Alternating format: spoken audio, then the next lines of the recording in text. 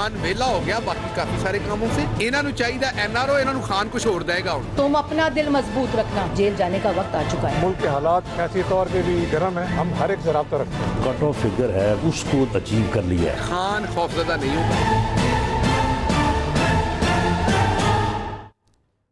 अस्सलाम वालेकुम, आप देख रहे हैं पाकिस्तान टुनाइट। मैं हूं सैयद समर अब्बास।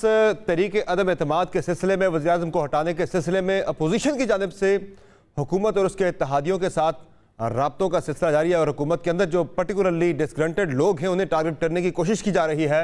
और ताज़ा जो खबर आई है सामने, उसके मुताबिक शहबाज शरीफ साहब की जहांगीर खान तरीन साहब के साथ एक खुफिया मुलाकात हुई है, जिसमें शहबाज शरीफ साहब ने तहरीक अदम एतमाद पर जहांगीर तरीन साहब से उनके ग्रुप की हिमायत मांग ली है। अब तरीन साहब की जो हिमायत याफ्ता कौमी असम्बली के अंदर 6 से 7 MNAs बताए जाते हैं, जबकि जो MPs की तादाद है वो 15 से 17 है पंजाब के अंदर। तो तरीन साहब अगर हामी भर देते हैं तो तहरीक इंसाफ काफ़ी ज़्यादा मुश्किल में पड़ सकती है। यही वजह है कि फवाद चौधरी साहब ने बड़े एतमाद का इज़हार किया, डिनाई किया कि जहांगीर तरीन साहब जो हैं वो तहरीक इंसाफ का हिस्सा ही हैं और वो कहीं नहीं जा रहे, वो किसी अदम एतमाद का हिस्सा नहीं बनेंगे। तो क्या ऐसा मुमकिन है? और दूसरी तरफ नाज़रीन, अब हो ये रहा है कि खान साहब ने जो इत्तेहादी हैं उनको अपोजिशन तो रीच आउट कर ही रही थी, अब खान साहब भी उन्हें रीच आउट कर रहे हैं। रूस से वापसी पर खान साहब जो हैं वो खबरें आ रही हैं कि MKM के मरकज़ बहादुराबाद जा रहे हैं। दूसरी तरफ अभी भी काफिली का खतरा टला नहीं है। काफिली कभी कहती है कि किचन में सामान तैयार हो रहा है पकने के लिए, और कभी मोने सलाई आके बिल्कुल ही डिनाई कर देते हैं कि बिल्कुल सारी जो जितने भी इस वक्त कन्फ्यूजन है वो सारी दूर कर देते हैं कि खान साहब हम तो आपके साथ खड़े हैं। लेकिन अब ज़हूर इलाही साहब की तरफ से एक बयान, चौधरी वजाहत हुसैन साहब का बयान सामने आया माजरत, कि वो कहते हैं कि 10 दिन तक हमने अल्टीमेटम दिया हुकूमत को कि वो पेट्रोलियम मसनूआत में जो इजाफा है वो वापस ले, यानी पेट्रोलियम मसनूआत सस्ती करें, अगर नहीं करते तो फिर हम अपना लाया अमल तैयार करेंगे। तो ये भी चल रहा है काफिली की तरफ से मामला। और इसके साथ साथ नाज़रीन, पंजाब में एक बड़ी तब्दीली आने वाली है। पंजाब की एक अहम जो बड़ी शख्सियत है वो तब्दील होने वाली है, वो जाने वाली है, उसके जाने का टाइम हो गया है। किस बड़े ओहदे पे क्या तब्दीली आने वाली है, आपको प्रोग्राम में आगे चल के खबर आपके साथ शेयर करेंगे। और ओवरऑल जो करंट पॉलिटिकल सिचुएशन है उस पर मज़ीद हम बात करेंगे। हमें प्रोग्राम में ज्वाइन किया है जनाब सेनेटर जावेद अब्बासी साहब ने, मुस्लिम लीग नवाज़ के सीनियर रहनुमा हैं। प्रोग्राम में हमें ज्वाइन कर रही हैं शैला रज़ा साहिबा, पाकिस्तान पीपल्स पार्टी की रहनुमा हैं, रुकन है पंजाब सिंध असम्बली की और सूबाई वज़ीर भी हैं। और प्रोग्राम में हमें ज्वाइन कर रहे हैं हलीम आदिल शेख साहब, जो कि सिंध में अपोजिशन लीडर हैं, पाकिस्तान तहरीक इंसाफ से इनका ताल्लुक़ है। बहुत शुक्रिया आप तमाम मेहमानों का, आपने प्रोग्राम में कीमती वक्त दिया। सबसे पहले ज़रा आपको बताते हैं कि अब हुकूमत की तरफ से एक तरफ तो ये अदम एतमाद वाले मामले पे तो लड़ाई चल ही रही है, लेकिन अब पार्लियामेंट के अंदर के मामलात पे भी शहबाज शरीफ साहब के हवाले से बड़ी क्लियर पॉलिसी सामने आ चुकी है कि अब शहबाज शरीफ साहब को आइंदा के लिए कौमी असम्बली के अंदर अपोजिशन लीडर को खिताब नहीं करने दिया जाएगा। बड़ी क्लियर पॉलिसी सामने आ चुकी है। लेकिन जहांगीर तरीन साहब वाला मामला जो है वो सबसे पहले इंपॉर्टेंट है इस वक्त, उस पर ज़्यादा बात हो रही है और अपोजिशन भी सारी नज़रें लगाई रखी है जहांगीर तरीन साहब के ग्रुप के ऊपर, उसकी नज़रें हैं। तो तरीन साहब ने इशारा दिया था कि वो सबसे रब्ते कर रहे हैं, मुलाकातें कर रहे हैं। ज़रा आप तरीन साहब को पहले सुन लीजिए। मुल्क के हालात सियासी तौर पे भी गर्म है, हम हर एक से रब्ता रखते हैं। तो रब्ते तो पहले भी चलते थे, अभी भी चल रहे हैं और आइंदा भी चलते रहे। आइंदा जिस तरह के हालात होंगे उसके हिसाब से अपना फैसला करें। हम राब्ते करते हैं, राब्ते पहले भी होते रहे, राब्ते अब भी हो रहे हैं और राब्तों का सिलसिला जारी रहेगा।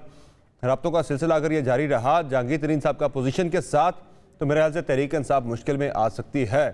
हलीम आदिल शेख साहब, तरीन साहब की खुफिया मुलाकात सामने आ गई है शहबाज शरीफ साहब के साथ। इस पर हम तरीन साहब का जो ग्रुप है उसमें राजा रियाज साहब को भी प्रोग्राम में शामिल करेंगे, उनकी राय भी लेंगे कि वो क्या करना चाह रहे हैं, किस तरफ जा रहे हैं। लेकिन इस मुलाकात को ज़ाहिर है अपोजिशन के लिए तो ये बहुत ज़्यादा सिग्निफिकेंट है, क्योंकि अदम एतमाद लानी है, आपके बंदे तोड़ने हैं। और तरीन साहब के साथ जो कुछ हुआ पिछले 3.5 साल के अंदर, वो काफ़ी नाराज़ हैं पाकिस्तान तहरीक इंसाफ की क़यादत से भी। तो मेरे ख्याल से उनके पास एक अच्छा मौका आ सकता है बदला लेने का, इंतकाम लेने का, जो उनके साथ हुआ पिछले 3.5 साल में। देखिए, खुफिया मुलाकात कोई है नहीं है, खुफिया मुलाकात जब तक एलानिया नहीं हो जाए वो खुफिया ही रहती है। और यहाँ तो एलानिया जो मुलाकातें हुई पिछले दिनों, चौधरी साहिबान के पास बड़े बड़े लोग गए, जरदारी साहब गए, शहबाज शरीफ साहब गए, कितने साल बाद गए, और उसके बाद भी खोदा पहाड़ और निकला चूहा। और वाज़े बयान मुनिस लाई साहब का, जो फेडरल मिनिस्टर हैं और रिप्रेजेंट करते हैं कौमी असम्बली में अपनी पार्टी को एज ए फेडरल मिनिस्टर, और परवेज़ इलाही साहब के साहबजादे हैं, उनका वाज़े बयान आ गया कि जी हम रिवायती लोग हैं, लोग आते हैं, मिलते हैं, और सब तबीयतें पूछने जा रहे थे। गो के वो तबीयत पूछने नहीं जा रहे थे। 14 साल बाद चौई साहब की जो उन्हें याद आई थी, सताई थी शहबाज शरीफ साहब को, वो ऐसे याद नहीं सताई थी। तो बात यह कि इस वक्त पहले भी लहू गर्म रखने का है एक बहाना, शोज चलने का है एक बहाना, आप भी लहू गर्म रखिएगा। अली मादिल शेख साहब, आप भी लहू गर्म रखिएगा, नजर भी रखिएगा लेफ्ट राइट, चूंकि काफी की तरफ से समझ नहीं आती, ब्लो हार्ट ब्लो कोल्ड। अब उनकी तरफ से बयानात जो आए मुनिस लाई साहब की तरफ से, उस पर खामोश ना रहिएगा, सुकून से बैठ ना जाइएगा, चूंकि उसके बाद कामिल अली आगा साहब कह चुके हैं कि उनकी राय है, पार्टी अभी इस पर मुशावरत करेगी। आज ही चौधरी वजाहत हुसैन साहब का बयान आ गया कि पेट्रोलियम मसनूआत की कीमतों में कमी करें, नहीं तो हम अपना लायामल बनाएंगे। तो वहां से भी आपको अभी थ्रेट जो है मेरे ख्याल से मुकम्मल तौर पर सबसाइड नहीं हुई। मैं बताता हूँ आपको, देखिए आगा साहब हम तो हमारे बड़े मोहतरम हैं, कामिल अली आगा साहब आखिरी वक्त तक तोपों का रुख उनका दागते रहते हैं। वो आखिर हर दफ़ा कामिल अली आगा साहब की ज़बरदस्त एक अपनी स्टैंड होता है, अपनी पार्टी की तरफ से वो लगे रहते हैं, और वो लगे रहना चाहिए उनको। लेकिन मैं समझता हूँ कि काफ लीग वाले, जिनको मैं भी बड़ी अच्छी तरह जानता हूँ, 2013 तक मैं कई साल मैंने वज़ादार लोग हैं, चौधरी शुजात साहब से, परवेज़ इलाही साहब से मैं नहीं समझता, जितना मैं भी उनको जानता हूँ आप लोग भी जानते हैं, सियासी तौर पर नहायत वज़ादार, समझदार, और मैं समझता हूं कि उनकी सियासी वज़ादारी में कोई वो बात नहीं। बाकी चलते रहते हैं तहादियों के अंदर मामलात, इशू। तो आप क्या कहना चाह रहे हैं अली मादिल शेख साहब, कामिल अली आगा साहब क्या हवा में तीर चला रहे हैं? डेवलपमेंट वर्क के इशूज़। देखिए जी, कामिल अली आगा साहब बड़े मोहतरम है हमारे, वो जो बात कर रहे हैं बिल्कुल ठीक कर रहे हैं, लेकिन मैं समझता हूँ कि अल्हम्दुलिल्लाह काफ लीग हमारी इत्तेहादी है। उसके इससे पहले भी कई मौके, एक दफ़ा तो नहीं हुआ ना, कितने मौके के ऊपर ये गई कि वो गई, सुबह गई कि शाम गई, चलता रहा। लेकिन अल्हम्दुलिल्लाह एक चीज़ आपको ऐड करता चलूँ, एक आखिरी 30 सेकेंड, मोहतरमा बेनज़ीर भुट्टो साहबा की जब पहली हुकूमत आई थी, शायद वो 18 महीने रही थी। नवाज शरीफ की पहली हुकूमत 23 महीने रही थी, टाइट फिश हो गई थी। अल्हम्दुलिल्लाह 3.25 साल हो गए, 1.5 साल भी गुजारेंगे और अगले 5 साल भी हम होंगे। फिक्र सब खातिर जमा रखें, नो टेंशन, ऑल वेल, अल्हम्दुलिल्लाह। आपका किला मजबूत है जनाब उनके मुकाबले में। जनाब सेनेटर जावेद अब्बासी साहब, अल्हम्दुलिल्लाह अल्हम्दुलिल्लाह अल्हम्दुलिल्लाह। अच्छा, वो जो तहरीक इंसाफ की तरफ से कहा जा रहा है, ये जो जहांगीर तरीन साहब की शहबाज शरीफ साहब के साथ खुफिया मुलाकात का मामला है, इसे बड़ी हाइप आज मिल रही है मीडिया के अंदर भी, सियासी हलकों के अंदर भी, साफती हलकों के अंदर भी। लेकिन हुकूमत की तरफ से शहबाज गिल साहब जो तर्जुमान है प्राइम मिनिस्टर के, वो कह रहे हैं कोई माई का लाल जो है ना, वो उनसे इस कोई डेवलपमेंट हो जाए, कोई चीज़ हो जाए, खान साहब डरते नहीं है। ज़रा वो बता रहे हैं इस मुलाकात का पर्टिकुलरली रेफरेंस दे के, कि वो कह रहे हैं कि वो डरने वाले नहीं है। हवाला वो इस मुलाकात का दे रहे थे जिसकी बात हो रही थी, जरा सुन लें। तरीन की शहबाज शरीफ से मुलाकात हुई है, एक चैनल चला रहे हैं, तो क्या हुकूमत खौफजदा हो इस मामले में? एक शख्स को मैं दिन में 2 से 3 दफा अपने सामने खौफजदा होते देखता हूँ, जब वो नमाज पढ़ रहा होता है, उसका नाम इमरान खान है। उसके अलावा मैं उसे किसी माई के लाल, किसी के सामने खौफजदा होते मैंने नहीं देखा, तो इसलिए खान खौफजदा नहीं होगा। और उन्होंने ये भी बताया कि अब इमरान खान करने क्या जा रहा है। वो कहते हैं कि इमरान खान बाकी सारे कामों से फ्री हो गया है, अब वो जो है इस अपोजिशन को जो है ना, इनके साथ अब वो राउंड खेलेगा, 2-2 हाथ करेगा। जरा ये भी सुन लें। अब खान वेला हो गया बाकी काफी सारे कामों से, अब कमरे में, सियासी कमरे में ये बंद हो गए खान के साथ। इन्हों चाहिए एनआरओ, इन्हों खान कुछ होर देगा, एनआरओ नहीं देगा, हुण इन्हों खान देगा जेल जाने का परवाना। आप दोस्त ममालिक से पैगाम भेजें, आप मिन्नत करें, आप अगले 5 साल वादा करें कि आप सियासत में नहीं होंगे, आप जो मर्जी ऑफर करें, खान आपको डीले नहीं देने वाला। जनाब जावेद अब्बासी साहब, एक तो दोस्त ममालिक से पैगामात भिजवाना छोड़ दें इमरान खान साहब को कि 5 साल पाकिस्तान नहीं आएंगे, सियासत नहीं करेंगे, और एनआरओ जो है वो दे दिया जाए, ये चीज़ें वो शहबाज गिल साहब कह रहे हैं, उनके बकौल ये काम छोड़ दीजिए। और दूसरा, अब जो बात कर रहे थे जनाब हलीम आदिल शेख साहब भी, कि जो करना है वो कर दें, आप नज़र आ जाए। दावे तो बड़े बड़े हम सुन रहे हैं, कभी राना सनाउल्लाह साहब कहते हैं 25 लोग हैं, जनाब शाहिद हकान भाई साहब कहते हैं कि 22 लोग हमारे साथ राब्ते में पाकिस्तान तहरीक इंसाफ के। कल राना तनवीर साहब थे, वो कह रहे थे हमारे पास के 30-35 लोग हमारे साथ राब्ते में। वो राब्ते में हैं तो लेके क्यों नहीं आते, फिर इंतजार किस बात का है? बिस्मिल्लाहिर्रहमानिर्रहीम। समर अब्बास साहब, आप बड़े सीनियर आदमी हैं, ये मेहरबानी करके जुल्म न किया करें कि शहबाज गुल की बातें सुनाकर हमसे सवाल पूछा करें। सर वज़ीर-ए-आज़म के तर्जुमान है। नहीं, ये मेहरबानी किया करें, ये तर्जुमान है। ये आज शेख साहब हूँ, कोई सियासी आदमी हो जिसकी कोई बैकग्राउंड हो, जिसने कोई सियासत में हिस्सा लिया हो, उनकी बातें भी आदमी सुनता है, उनकी जजमेंट भी आदमी सुनता है। तो बस इतना मेरा कहना काफ़ी है उनके लिए, मैं इससे ज़्यादा इस पर बात नहीं करूँगा जो आपने सवाल पूछा है। दूसरा, आपने कहा कि लेके क्यों नहीं आते। मुझे यकीन है कि आपको भी बड़ा इंतजार है और आपको इंतजार जायज़ है। आप भी अवाम में रहते हैं, आप समझते हैं कि अवाम कितनी तकलीफ में है। आप जानते हैं कि इस वक्त माशी हालात मुल्क कितने बुरहान से गुजर रहा है। और ये मैं नहीं कहता, सबका ये ख्याल है कि इस वक्त ये माशी बुरहान जो है बहुत बड़ा सिक्योरिटी रिस्क हो सकता है इस मुल्क के लिए, जिससे हम सारे गुजर रहे हैं। जिस तरह रोज की बुनियाद पर कीमतें बढ़ रही हैं, जिस तरह लोग चिल्ला रहे हैं, लोग अपने बच्चों को स्कूल की फी नहीं दे सकते, बिजली के बिल नहीं दे सकते, गैस के बिल नहीं दे सकते, और एक ऐसा तूफान उठेगा अगर फौरी तौर पर कोई इकदाम न किए कि फिर किसी के हाथ में कुछ नहीं आएगा। ये आप भी समझते हैं और सियासी जमातों के लोग भी समझते हैं, और जो आज हुकूमत के अंदर जो उनके एमएनएस थे वो भी ये बात समझते हैं। वो समझते हैं कि अगर हमने अभी इस हुकूमत से जान ना छुड़ाई, अगर इससे सर मुझे हम इलेक्शन में नहीं उतर सकते। साहब, मेरी जो राय है, जो मेरी असेसमेंट है, मुझे तो ऐसा कोई तूफान उठता नजर नहीं आ रहा। अगर आप तहरीक अदम एतमाद नहीं लाते, खान साहब को नहीं हटाते, तो वो अपना टेन्योर पूरा करेंगे, अगला इलेक्शन हो जाएगा। ये आपकी राय है ना, तो फिर आप रोज 10-10 सवाल ना पूछे ना। फिर आप एक दफा आप 2 मिनट में अपनी बात आपने बदल दी है, तो मैं आपके फिर जवाब क्या देता कि अगर आपकी अपनी राय यही है। नहीं, ये मैंने अपनी असेसमेंट दी है, ये मैंने अपनी असेसमेंट दी। आपको मेरी असेसमेंट जो है वो आपने कहा आपको आप भी असेस कर सकते हैं। मेरी असेसमेंट यह है कि मैं सब कुछ देख रहा। हाँ, लॉन्ग मार्चेस जरूर हो रहे हैं आपके। हाँ देखें, ये एक सियासी अमल है समर अब्बास साहब, ये ना किसी से हम पूछ के करते हैं, हम अपनी मर्जी से कर रहे हैं। हम इस दफा कॉन्फिडेंट हैं कि इंशाअल्लाह बहुत जल्द वो आप देखेंगे जो आपने पहले कुछ अरसे में नहीं देखा। ये जो सारे राब्ते हुए, ये राब्ते किसी जात के लिए नहीं हो रहे। ये राब्ते इसलिए नहीं कर रहे कि हम हुकूमत में हमें बनानी है। ये राब्ते नहीं हो रहे कि हमने वज़ीर आज़म बनना है। ये राब्ते इस मुल्क की आवाम के लिए हो रहे हैं, इस मुल्क की बका के लिए हो रहे हैं, इस रियासत को बचाने के राब्ते हो रहे हैं। इसलिए कि जिस तरह IMF के सामने सिलेंडर कर दिया गया है, जिस तरह स्टेट बैंक का लॉ पास करके IMF को खुश किया जा रहा है, जिस तरह IMF की टीम को यहां बिठा दिया गया है, ठीक हो गया। इससे पाकिस्तान के माशी बुरहान का खतरा है। उस बुरहान से बचाने के लिए हम सारे इकट्ठे हैं। आपका पॉइंट आ गया सर।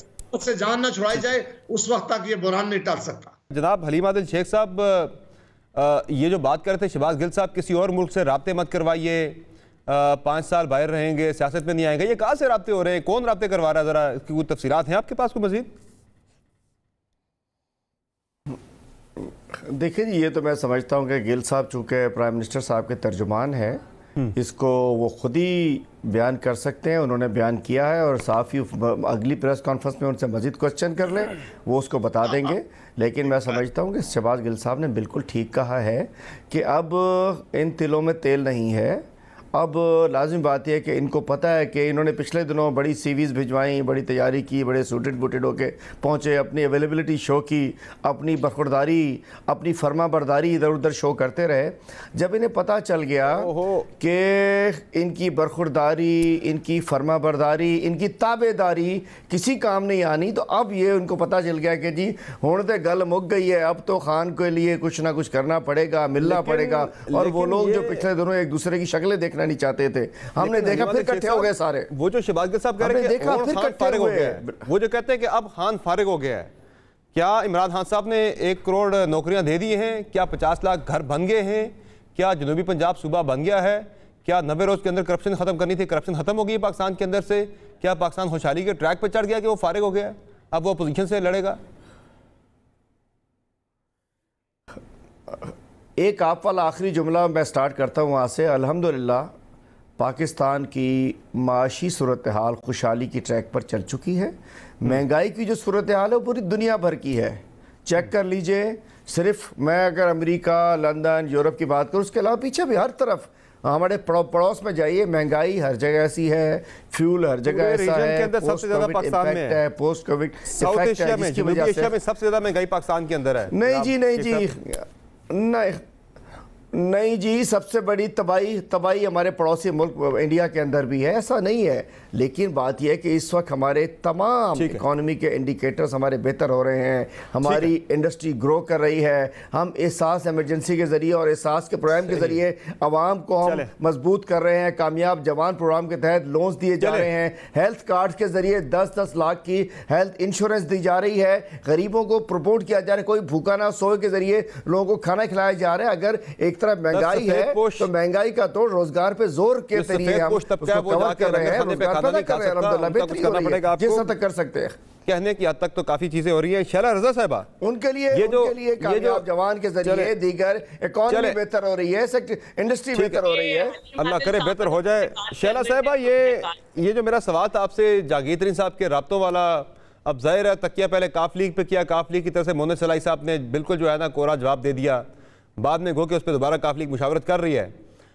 अभी जहांगीर तरीन साहब पे ज़्यादा नजर है पूरी अपोजिशन की कि उनकी तरफ से बंदे आपको शायद मिल जाए तहरीक अदम एतमाद को कामयाब बनाने के लिए। शहबाज साहब का रब्ता हुआ है, कोई खबर आ जाइए, कोई बिलावल साहब का रब्ता भी हुआ, कुछ तरह की खबरें मुतज़ाद मीडिया की। बात यह है कि हमें इत्तेहादियों में से या पीटीआई के ही लोगों से राब्ता करना है ना। बिल्कुल, हमारे तो अपने नंबर कम है जब भी हम अपोजिशन है, तो हमने खुल्लम खुल्ला राब्ता किया और इनके इत्तेहादियों से ये कहलवाया कि वो हुकूमत से बिल्कुल मुतमईन नहीं है, बिल्कुल मुतमईन नहीं है। लेकिन वो रियासत की वजह से कि जिस हाथ ने इनके सर पे जो है इनको बिठाया है, उनके साथ क्योंकि उनको उन्होंने बिठा दिया है इत्तेहादियों को, तो इस वजह से वो इनके साथ है, अदरवाइज वो इनकी पॉलिसीज से बिल्कुल मुतमईन नहीं है। तो ये जो अतमाम हुज्जत हमने इत्तेहादियों के साथ किया, उससे कम से कम ये बात तो सामने आ गई कि इत्तेहादी इनके साथ क्यों है। इनकी कोई कारकर्दगी नहीं है, कोई एक कुछ भी इन्होंने डिलीवर नहीं किया अवाम को। अब रह गई बात ये कि इन्होंने कहा कि हमारे ये प्रोग्राम चल रहे हैं, वो प्रोग्राम चल रहे हैं। भाई, ये प्रोग्राम पेपर्स पे चल रहे हैं, और अगर ये सब कुछ सही होता तो वजीर आजम साहब ने जो कल जबान इस्तेमाल की है, दुनिया के किसी मुल्क के वजीर आजम ने अपनी हुकूमत के तीसरे साल ख़त्म होने पे इस तरह की जबान इस्तेमाल नहीं की होगी। काश वो बताते कि उन्होंने कितने NICVD बना दिए, कितने उन्होंने हॉस्पिटल ऐसे बनाए जिसमें 550 से ज़्यादा लिवर ट्रांसप्लांट हो चुके हैं, कितने जो हैं डैम्स बना दिए, कितने उन्होंने ऐसे सेहत कार्ड दिए जिससे हार्निया का भी ऑपरेशन हो जाता है। उनके पास कुछ नहीं था। उन्होंने कहा मैं ब्रांड हूँ, ब्रांड खुद उतर के आ गया नीचे, और उसने ऐसी जबानदानी की कि लोगों को पता चल गया कि ब्रांड क्या है। तो अब ये जो पुराना आपका चूरन है, जो पुराना मंजन है कि ऑपोजिशन के लोग ऐसे, आप क्या करने जा रहे हैं? चले अपोजिशन तो चले है ही बुरी, हम सुन रहे हैं 3.5 साल से बुरी है, करने क्या जा रहे हैं आप लोग हटाने के लिए? कब लाएंगे तहरीक अदम एतमाद? यही सवाल आपसे हम रोजाना करते हैं कि अदम एतमाद के वाले से क्या प्लान है, कब लाएंगे, कैसे लाएंगे?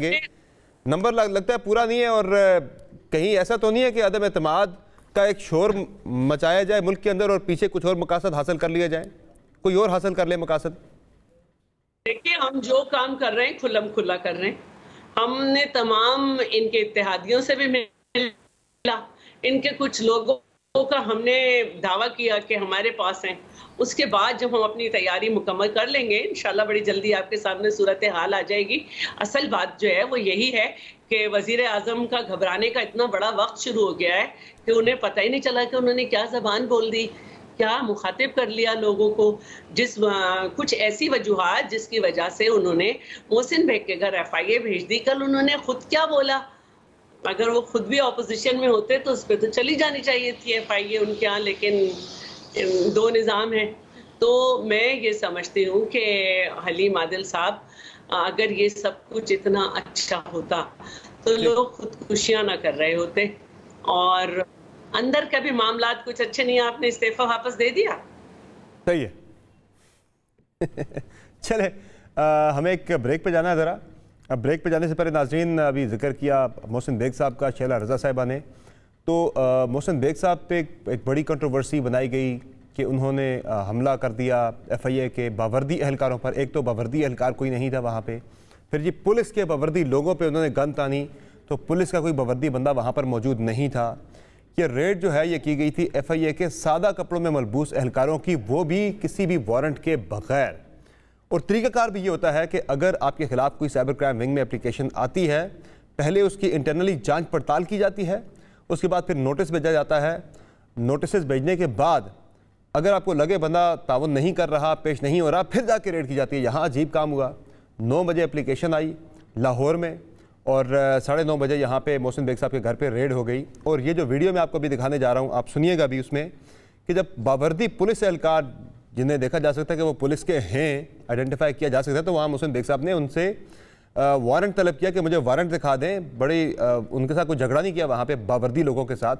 ज़रा ये क्लिप देखें कि यहाँ पे वो बड़े ताउन करते नजर आ रहे हैं इंतजामिया के साथ, ज़रा सुन लें। भागना चाहिए सर। पहला ये है कि FIA का बंदा तो भाई मेरे घर में क्यों घुस गए? आप वारंट दिखा दो, कुछ बता दो, मैं हाजिर हूँ ना। जो बिल्कुल ठीक है, आप ठीक है, कहें अपने आईओ को लेके आए, वो साहब उसके कागज लेके आए तो ले जाते हैं। हाई कोर्ट से हमने प्लीज बैठे, कोई नहीं, आप ही कर लेते हैं। मैं खुद इधर, मैं सोया हुआ था, वो अंदर घुस गए सर। कोई बात, मैं खुद इधर इसी वजह से इधर आया हूँ। होगी ना वैसे था। मुझे एक बात बता दें, मेरा तो पॉलिटिकल इशू है ना, लेकिन मेरे घर में मेरी फैमिली रहती है। कुछ ठीक कह रहे हैं, आप बैठ जाएं, कोई नहीं, अभी इसको सॉर्ट आउट कर। कोई तरीका है कि आप मुंह उठा के घर में आए जो सिविल कपड़ों में? कोई पेपर तो दिखाए ना सर, बैठा ना, कोई पेपर दिखाए। इस वाक़े के बाद भी वो वारंट तलब कर रहे हैं कि वारंट ले आए मेरी गिरफ्तारी का कोई अगर है तो। वो वारंट जो है वो कह रहे आईओ लाएगा FIA का, देखेगा। वो नहीं था वारंट जिस पे जज ने फैसला दिया, और जज को भी एग्जाम्पल बनाने की कोशिश की गई। अब वो मामला डिफर हो गया कि जज के खिलाफ फिलहाल रेफरेंस मूव नहीं किया जा रहा, चूँकि हाईकोर्ट पे मामला चला गया है। लेकिन इस वक्त भी जो मोहसिन बेग साहब की फैमिली बता रही है कि उनके घर वालों को हरासा किया जा रहा है FIA की तरफ से, कभी इंटरनेट काट किया जाता है, कभी क्या किया जाता है, मुसलसल हरासा किया जा रहा है। बहरहाल एक ब्रेक लेते हैं, ब्रेक से वापस आएंगे तो डिस्कशन को आगे बढ़ाएंगे। और एक इंटरेस्टिंग आज वजह बयान की कराची में स्ट्रीट क्राइम के बढ़ने की मुराद अली शाह साहब ने, उस पर भी डिबेट होगी। हमारे साथ रहिएगा।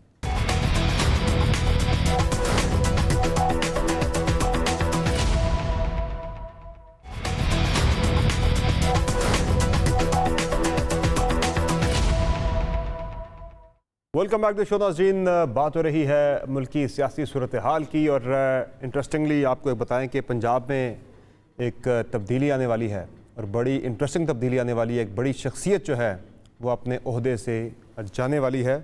और आपको ख़बर ये देते हैं नाज़रीन के पंजाब में इस वक्त छठे जो चीफ़ सेक्रेटरी हैं कामरान अली अफजल साहब, वो शायद ओहदे से हट जाएँ या हटा दिए जाएँ।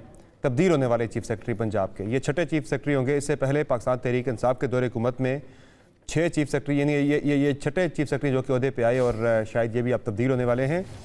अकबर दुरानी साहब आए थे जी जून 2018 से अक्टूबर 2018 तक, यानी PTI के पहले 2 माह ये रहे चीफ़ सेक्रेटरी। टोटल 5 माह इनका टेन्योर था, फिर ये तब्दील हो गए। यूसुफ नसीम खोखर साहब जो हैं अक्टूबर 2018 से नवंबर 2019 तक 11 माह के लिए चीफ़ सेक्रेटरी पंजाब रहे। आज़म सुलेमान खान जो हैं ये नवंबर 2019 से अप्रैल 2020 तक 5 माह के लिए चीफ़ सेक्रेटरी रहे हैं पंजाब के। जवाद रफ़ीक मलिक साहब जो हैं अप्रैल 2020 से सितंबर 2021 तक 17 माह तक रहे हैं चीफ़ सेक्रेटरी पंजाब के। और कामरान अली अफजल साहब जो कि सितंबर 2021 में तैनात हुए थे चीफ़ सेक्रेटरी, अब खबरें ये आ रही हैं कि इनके भी तब्दील होने का वक्त हुआ चाहता है। 5 माह इनको अभी हुए हैं पंजाब में चीफ़ सेक्रेटरी लगे हुए। इसके अलावा अगर हम बात करें IGs की, तो इस वक्त 7वां IG मौजूदा टेन्योर में बुज़दार साहब के 3.5 साल टेन्योर में 7वां IG इस वक्त पंजाब के अंदर सर्व कर रहा है। यानी 6 IG तब्दील किए जा चुके हैं, 7वां IG इस वक्त सर्व कर रहा है पंजाब में। तो ये तब्दीली इस वक्त तक ज़रूर हमने पंजाब के अंदर देखी है कि एक के बाद एक जो ऑफिसर्स हैं उनकी तब्दीलियाँ की जा रही हैं। गवर्नेंस का हाल जू का तू। जनाब लहू गर्म रखने का है एक बहाना की बात जो की थी पहले हलीम आदिल शेख साहब ने, हम ये पंजाब के अंदर ज़रूर होता देख रहे हैं कि वहाँ पे लहू गर्म रखने का एक बहाना कि एक बंदा आ रहा है दूसरा जा रहा है।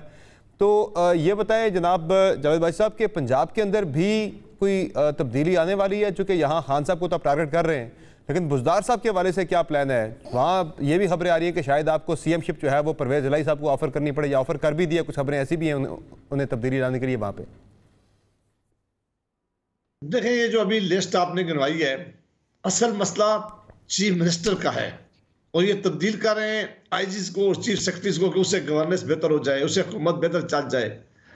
किस तरह चल सकती है कि आपने एक ऐसे आदमी को सबसे बड़ा सूबा पंजाब का है चीफ मिनिस्टर बना दिया और जिसके पास अख्तियार भी नहीं है। वहां 5 पावर हाउसेज एंजॉय कर रहे हैं और कुछ ज्यादातर वजीर आजम हाउस से डायरेक्शन ली जा रही है। वो सूबा जो सबसे आगे गया था तरक्की के लिहाज से, इंफ्रास्ट्रक्चर के लिहाज से, शहबाज शरीफ साहब के आप जमाने में देखें कि मेरा ख्याल है कि कोई मिसाल नहीं मिलती थी कि किस तरह वहां तरक्की हो रही थी। वो खंडरात में तब्दील कर दिया गया है सूबा।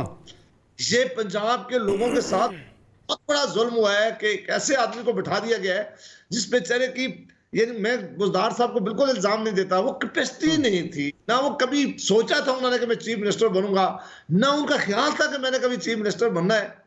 उसकी एक क्वालिफिकेशन प्राइम मिनिस्टर साहब ने बताई थी कि उनके गांव में बिजली नहीं है, मैं इसलिए उनको चीफ मिनिस्टर बनाऊंगा।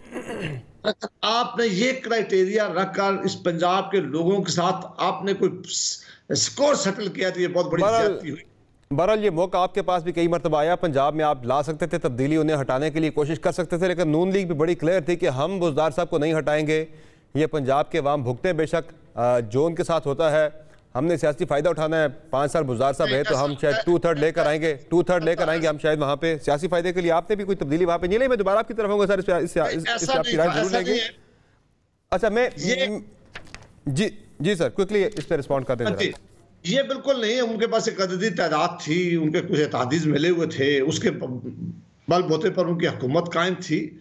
हमारी कोशिश थी कि जब भी हमारे पास अददी तादाद पूरी होगी, आज भी हमारे पास अददी तादाद पूरी नहीं है, जिसके लिए कोशिश जरूर है, अब जब भी पूरी होगी हर सूरत पंजाब के लोगों के जान इनसे छुड़ाएंगे, लेकिन अदम एतमाद की तहरीक सिर्फ उसी सूरत में कामयाब हो सकती है जब आपके पास नंबर गेम हो।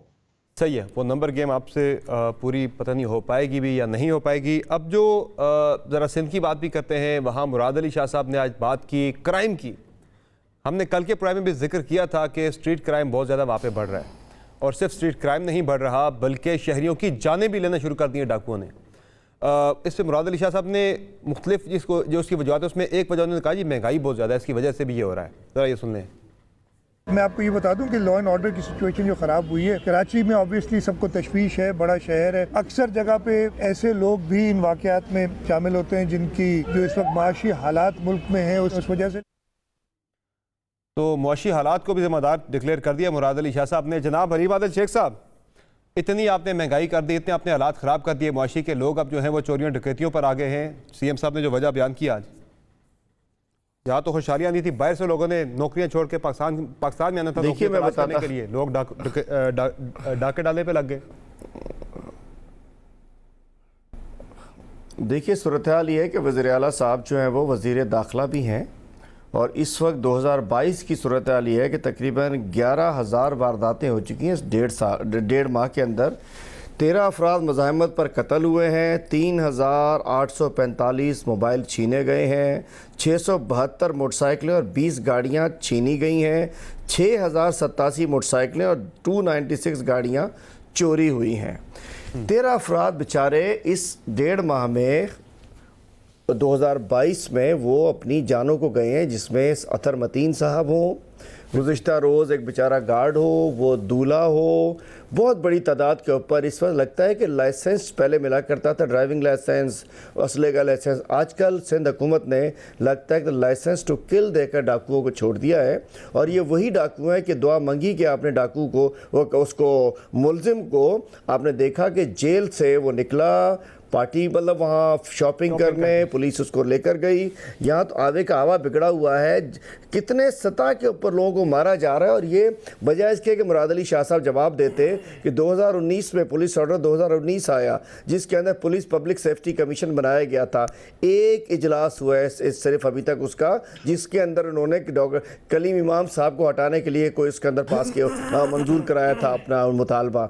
एक इजलास पुलिस पब्लिक सेफ्टी कमीशन में कुछ नहीं किया इन्होंने, और इसमें पुलिस SHOs नहीं करते, इन्वेस्टिगेशन बर्बाद हो चुकी है। प्रोसिक्यूशन डिपार्टमेंट जो आपने हालात बेहतर करने थे, लोगों को नौकरियां देनी थी, बाकी चीजें बेहतर होनी थी, दांव पर लगी हुई है। वो जो मुराद अली शाह साहब कह रहे हैं कि गुर्बत इतनी ज़्यादा है, मुआशी हालात ख़राब होने की वजह से लोग ये सारा कुछ कर रहे हैं। और दूसरा आपकी पार्टी को मैंडेट मिला है वहाँ से कराची की, एक मेन स्टेक होल्डर पार्टी आपकी वहाँ पे, ज़ाहिर है आपके कुछ MNAs MPs वहाँ पे काम करवा रहे हैं फेडरल के बजट में से, फंड में से। लेकिन इस वक्त वहाँ पे आपकी पार्टी भी बड़ा क्राइसिस का, इंटरनल इन फाइटिंग का शिकार है। आपके मामला चल रहे हैं, अली जैदी साहब के साथ कोई मामला को ठीक नहीं चल रहे, वो पार्टी प्रेसिडेंट बने, उन्होंने वहाँ पे बंदे हटाने शुरू कर दिए, नए नोटिफिकेशन करना शुरू कर दिए, आप भी कुछ नाराज़ हो गए। आपकी इंटरनल लड़ाइयाँ भी तो काफ़ी चल रही है ना, तहरीक इंसाफ का फोकस भी आउट है कराची से। देखिए, कोई इन फाइटिंग, जैसा आपने कहा कि हम जी बिल्कुल हमें मैंडेट मिला, लेकिन हमें हुकूमत नहीं मिली। हमें मैंडेट ज़रूर मिला। उस मैंडेट की लाज रखते हुए तकरीबन अल्हम्दुलिल्लाह कराची के अंदर ग्रीन लाइन इस मैंडेट की वजह से नज़र आ रही है। बाकी तो छकड़ा लाइन चल रही थी 14 साल से, एक बस नहीं आई थी। इनके मिनिस्टर साहिबान 1000 बस आ रही है, 2000 आ रही है, 50 आ रही है, 60 आ रही है। शेख साहब, लाइन ऑर्डर की अगर आप बात कर रहे हैं, लाइन ऑर्डर की अगर आप बात कर रहे हैं, लाइन ऑर्डर की जब आप बात कर रहे हैं, आप मुराद अली शाह साहब को आप जितना बुरा कह लें, देखें उनके उस वक्त भी हुकूमत सिंध के अंदर पीपल्स पार्टी की थी, जब नून लीग की हुकूमत ने वहाँ पे कोई ऑपरेशन वगैरह किए थे, उनका भी मैंडेट उन्हें कराची से नहीं मिला था, ना मैंडेट मिला था ना हुकूमत मिली थी। विल हो, रिजॉल्व हो, आप कुछ ना कुछ कर सकते हैं वहाँ पे। लेकिन बहरहाल देखते हैं क्या होता है इस पे मामला। शैला रजा साहब से भी जरा इस पे उनसे जानते हैं कि भाई क्या वजह है कि क्यों नाकाम है सिंध हुकूमत। जवाब तो मैं पूरा दूंगा ना। देखिए समर अब्बास साहब, मुझे जब सवाल का जवाब तो देने दीजिए ना। ये थोड़ी है कि अगर आपकी मतलब का सवाल नहीं है तो आप शिफ्ट कर जाएंगे, ऐसा नहीं होगा। आपने बात, आपका सवाल करना हक है, बीच से ये नहीं। चूंकि आपको पता है यहाँ 3 से हमें जवाब देना होता है, एंकर का, नून लीग का, तीनों इकट्ठे होते हैं, हमें जवाब देना होता है। मौका तो दीजिए ना, अब मौका तो दीजिए ना। मैं कहना चाह रहा हूं, हमें मैंडेट मिला तो हमने कराची में काम करके दिखाया। ग्रीन लाइन K4 शुरू होने जा रहा है, नाले हमने साफ कर दिए हैं, KCR पे इफ्ताह हो चुका है, फ्रेट टर्मिनल पे हम काम करने जा रहे हैं, हैदराबाद सक्खर मोटरवे पे हम काम कर, 1000 अरब की डेवलपमेंट स्कीम हम लेकर आए हैं। 14 साल में 1600 अरब की डेवलपमेंट स्कीम सिर्फ पीपल्स पार्टी लेकर आई है। और बाकी हम तो कह रहे हैं रेंजर्स का इख्तियार बढ़ाओ, रेंजर्स और देने को तैयार है। 2 इख्तियार पूरे सिंध के अंदर। क्या लोग खुदकशियां जो बच्चियों ने कर ली वो भी महंगाई की वजह से कर ली। एक बच्ची परवीन रिंद कहती है मुझे हैरेसमेंट हो रही है महंगाई की वजह से।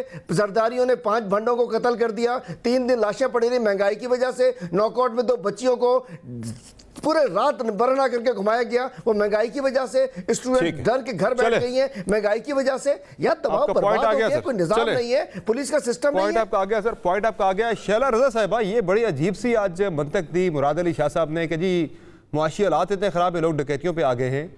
इसका मतलब ये तो नहीं है, आपने तो अपना काम करना है, आपने तो लाइन ऑर्डर की सूरत हाल को बेहतर करना है। इंतजामिया ने वहाँ पे देखना है, पुलिस से चेक करना है, उनको आपने ठीक करना है। ये जवाब पेश करना जी वो भी एक वजह है जी, मुआशी हालात की तरफ डाइवर्ट कर देना, अपनी जिम्मेदारियों से पहले तय करना है। ये जब हमने कराची संभाला था तो कराची छठे नंबर पे था खतरनाक तरीन शहरों में। अब 128वां नंबर है और ये बैठे हुए हैं जावेद अब्बासी साहब। नून लीग ने आके कहा था कि वो पुलिस को इक्विप्ड करेंगे और एक स्पेशल फंड भी देंगे कराची में अमन के लिए, लेकिन ऐसा कुछ नहीं हुआ था। हमने भरपूर ताउन किया और हमारे साथ रेंजर्स ने ताउन किया और आज कराची में अमन व अमान है। अब 2 सूरत हाल है, महंगाई से कोई इनकार नहीं कर सकता। और वजीर दाखिला मुल्क के उन्होंने कहा कि 35 दर्जे दहशतगर्दी जो है वो बढ़ी है। तो हमें कराची की जो लॉ एंड ऑर्डर की सूरत हाल है उसको सिंपल नहीं देखना होता है कि हाईवे वाले मसले को देख लें, आईजीज बदल दें, सेक्रेटरीज बदल दें। हमें देखना होता है कि फटा से जितना ऑपरेशन कराची में हुआ था कि ये क्या सूरत हाल है। जिन केसेस की ये बात कर रहे हैं, परवीन रिंद वाले में जिसको नॉमिनेट किया था वो पकड़ा गया, नॉकआउट में जिनको किया था 20 के 20 पकड़े गए। ये हमारे रवैये हैं सोसाइटी के बदसूरत, जिनका इलाज होता है। इस पे घटिया सियासत नहीं करनी चाहिए, इन पे सियासत करना घटियापन होता है। अब ये जो बात करते हैं, 2 साल तक इन्हें K4 याद नहीं आया, अब ये कहते हैं कि हम करेंगे। इनको 50-50 करोड़ ADP की मद में मिले, जिसके खिलाफ थे जो है वजीर आजम साहब। मुझे वो 50 करोड़ किसी जगह लगे नजर नहीं आते। जो ये ग्रीन लाइन कहते हैं, सितंबर 2023 तक जो है वो चल पड़ेगा, मुकम्मल हो जाएगा काम उस पर। आपने इनको 2-2 मौके दिए, आपने इनको 2-2 मौके दिए जब इन्होंने एहतजाज किया। अभी आप मुझे नहीं डिस्टर्ब करें। अच्छा, इन्होंने ये बात की कि हम जो हैं वो क्या कर रहे हैं। आपने जो मंसूबे चल रहे थे वफाक के सूबे में, आपने सबसे पहले आके उन्हें बंद किया और मैं सारे मंसूबे गिना सकती हूँ, नॉर्दर्न बाईपास का एक्सटेंशन और इस तरह के दूसरे, कराची से लाहौर तक की जो मोटरवे थी उसमें, हैदराबाद के उसमें आपने इंतहाई कम पैसे रखे। ये सारी जो बातें हैं वो हैं, लेकिन इसको एक लफ्ज से खत्म कर देना ये गलत है। लॉ एंड ऑर्डर की सूरत हाल इस वक्त मसला है, लेकिन अब उस पर काम कर रहे हैं। सही है। अच्छा, मैं एक ब्रेक ले लेता हूँ, आप अनकंफर्टेबल हो रही है, आप ब्रेक के बाद आप अपनी बात मुकम्मल कर लीजिएगा। नाज़रीन, ब्रेक लेते हैं, ब्रेक से वापस आएंगे, शेरा रज़ा साहबा की तरफ जाएंगे और एक सर्वे भी आपको दिखाएंगे। एक बड़ा हैरानकुन किस्म का सर्वे आया है जिसमें सिंध के अंदर जो है, जहाँ मियाँ साहब की एक सीट पीनी है, वहाँ वो सबसे ज़्यादा पॉपुलर दिखाई दे रहे हैं। बात करेंगे ब्रेक के बाद, हमारे साथ रहिएगा।